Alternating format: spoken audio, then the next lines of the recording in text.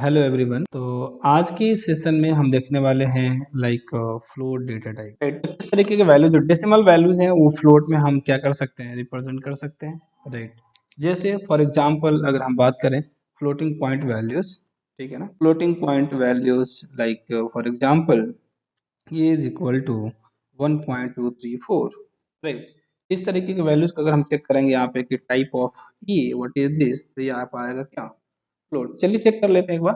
ठीक है, काम करते हैं। सबसे पहले जाते हैं यहाँ पे, चेक करते हैं A is equal to some value यहाँ पे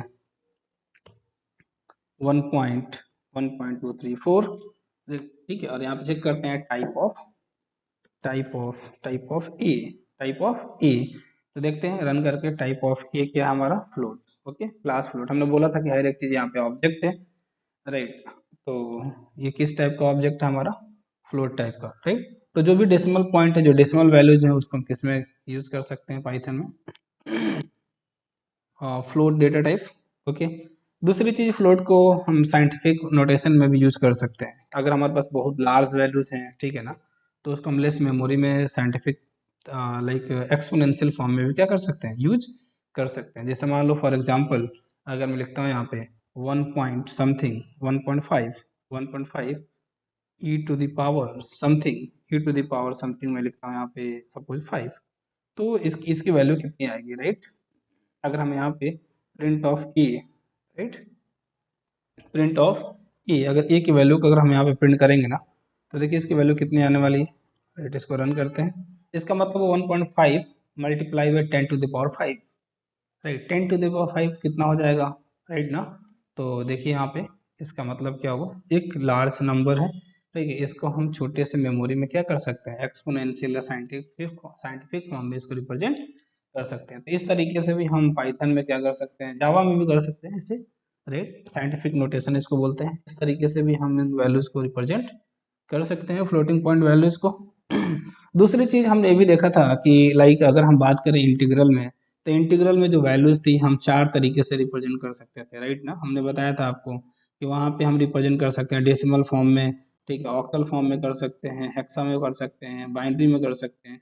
लेकिन एक चीज़ याद रहे, अगर आपकी फ्लोटिंग नंबर है तो फ्लोटिंग नंबर को सिर्फ और सिर्फ हम डेसिमल फॉर्म में ही रिप्रेजेंट कर सकते हैं। नोट पॉइंट क्या है इसका, ठीक है, we can not represent decimal point values like in hexa, binary or octal. Only we can represent in the form of decimal, right। सिर्फ डेसिमल फॉर्म में इन वैल्यूज को हम रिप्रेजेंट कर सकते हैं। अगर आप किसी भी दूसरी लाइक ऑक्टल को आप फ्लोटिंग में करेंगे, बाइनरी को करेंगे, तो आपको मिलने वाला सिंटेक्स एरर, ठीक है। चलिए इसको चेक कर लेते हैं, इस पॉइंट को। ये पॉइंट क्या कह रहा है। जैसे मेरा ही कहना है कि अगर मान लो कि आपका ऑक्टल में आप इसको रिप्रेजेंट करना चाहते हैं, राइट, और ये फ्लोटिंग पॉइंट वैल्यूज है, तो इस तरीके आप नहीं कर सकते। आप रन करेंगे, आपको मिलने वाला है एरर। ओके, सिर्फ और सिर्फ डेसिमल वैल्यूज को देखें, इनवैलिड सिंटैक्स, राइट। तो इस तरीके से जो ऑक्टल है, बाइनरी है, इनको हम ऐसे रिप्रेजेंट नहीं कर सकते। ओके ना, क्लियर। तो ये रहा फ्लोट डेटा टाइप। ओके, जो भी अगर हमारे डेसिमल वैल्यूज हैं उनको हम फ्लोटिंग नंबर्स फ्लोट में रिप्रेजेंट कर सकते हैं, साइंटिफिक नोटेशन में भी कर सकते हैं। और इनको सिर्फ और सिर्फ डेसिमल वैल्यूज को हम बाइनरी डेसिमल फॉर्म में रिप्रेजेंट कर सकते हैं, बाइनरी ऑक्टल हेक्सा में नहीं कर सकते। ठीक है, नेक्स्ट सेशन में हम लोग देखेंगे नेक्स्ट डेटा टाइप।